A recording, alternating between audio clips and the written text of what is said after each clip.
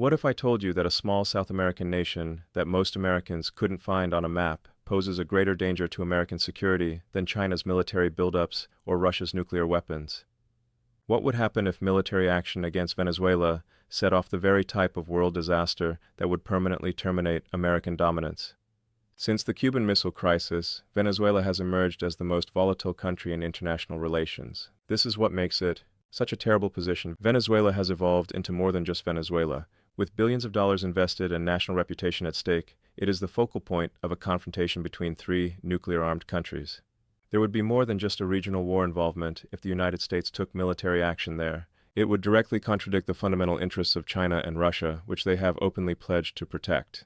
We're not discussing another Iraq or Libya where we might intervene unilaterally and deal with the fallout afterwards. We are discussing a situation in which, within hours of the first shot being fired, military action might escalate into direct conflict with nuclear powers. Worst of all, a lot of people in Washington still believe that we can solve Venezuela's issues the same way we have solved those in Latin America over the previous century. They are utterly incorrect. Instead of demonstrating, let me explain why Venezuela has turned into a trap that might demolish American dominance. First, Americans must realize that as soon as China invested $60 billion in Venezuela's economy and Russia sent military advisors to safeguard those investments, the country ceased to be only a Latin American problem. This is not symbolic support or foreign aid. Two superpowers who see Venezuela as crucial to their standing in the world have made legally binding strategic pledges.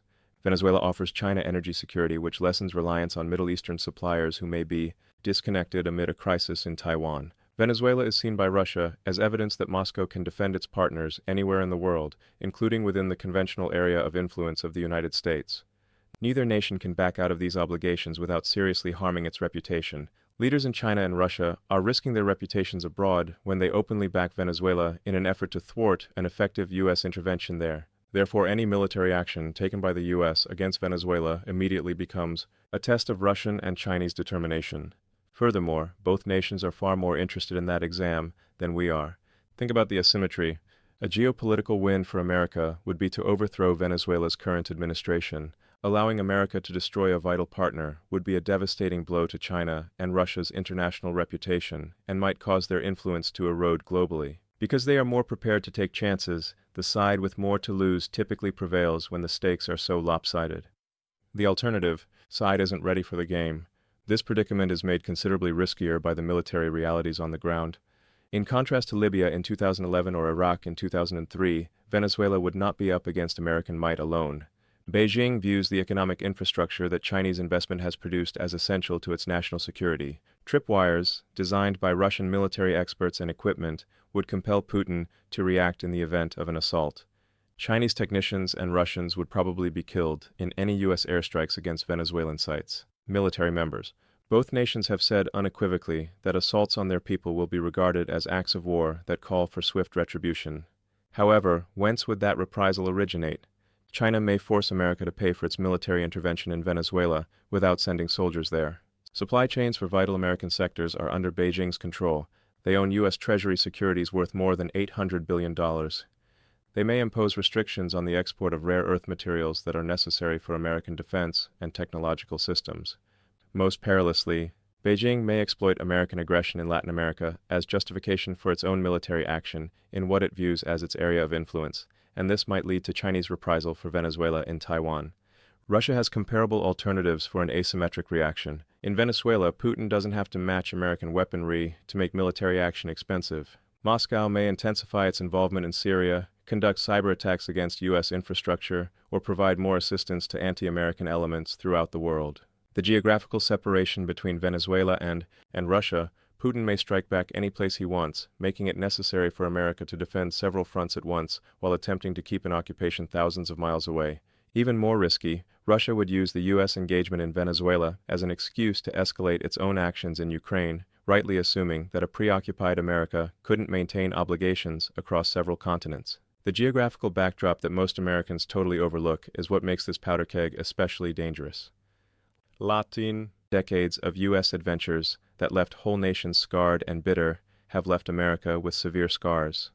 The coups, invasions, and proxy conflicts that shaped U.S. strategy in Latin America during the Cold War are remembered by all of the main governments in the area.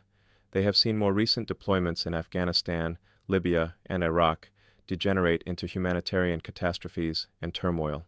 Leaders from Argentina, Brazil, Mexico, and Colombia have no interest in their neighbor turning into yet another testing ground for change of the American regime.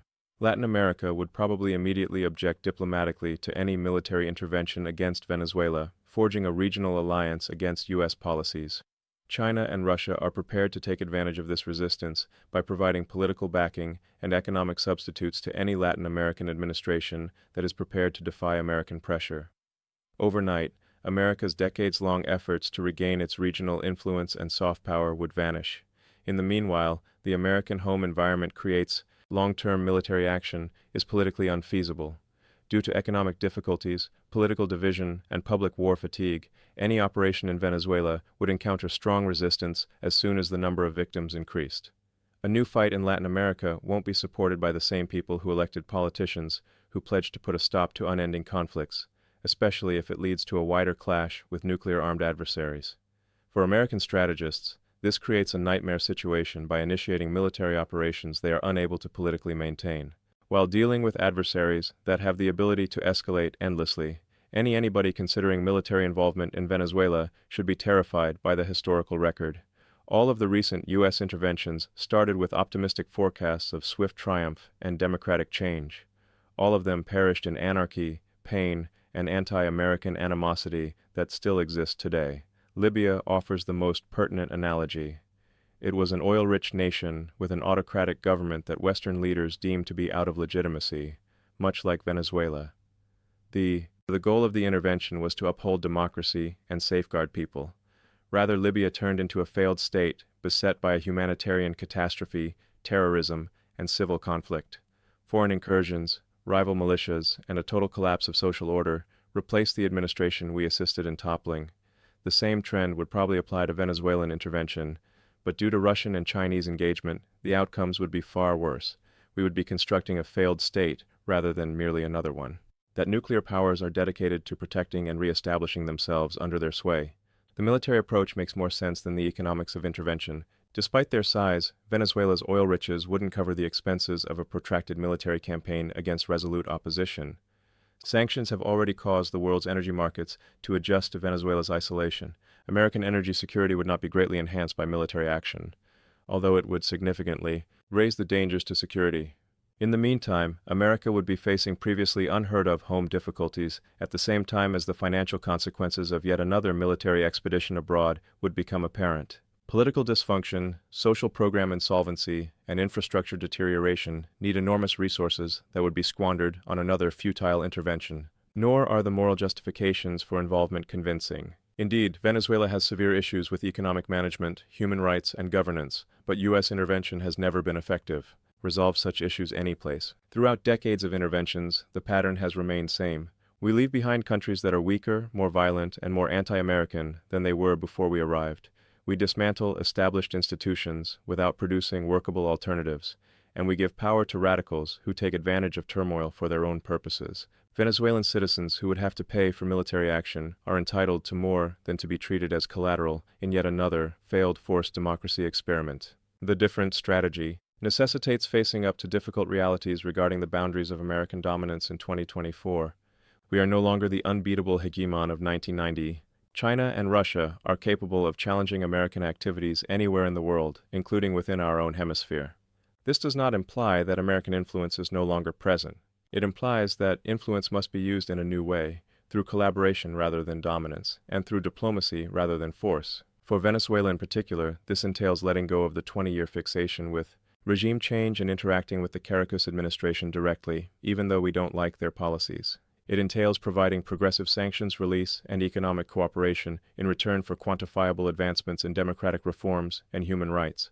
Above all, it entails collaborating with regional partners who are more reputable and have fewer past complaints than the United States. American pressure cannot bring about political solutions. Mediation from Brazil, Colombia, and Mexico can. The lesson goes much beyond Venezuela to address the central issue of U.S. foreign policy. If we can adjust to multipolarity, or if we will wear ourselves out trying to stop unavoidable changes. The worst option would be to intervene militarily in Venezuela, exacerbating uncontrollable disputes, using force when we lack a decisive advantage, and hastening the same collapse we are attempting to stop. Every significant issue confronting America, including deteriorating infrastructure, technical, economic disparity, climate change, and rivalry with China, all demand resources that would be wasted on yet another military expedition meant to establish supremacy rather than improve security. America is presented with a decision between pride and prudence in the Venezuelan powder keg. Understanding that some issues cannot be resolved by armed force is a sign of wisdom, that patience, not pressure, is needed in some areas. Furthermore, overreaching by waning powers only serves to hasten their own downfall. Pride entails stepping up unsuccessful tactics, because launching interventions because we can, rather than because we should, conflating action with progress, and acknowledging boundaries all seem like signs of weakness. History provides unambiguous instruction on which decision results in imperial overstretch and collapse, and which one brings about long-term prosperity.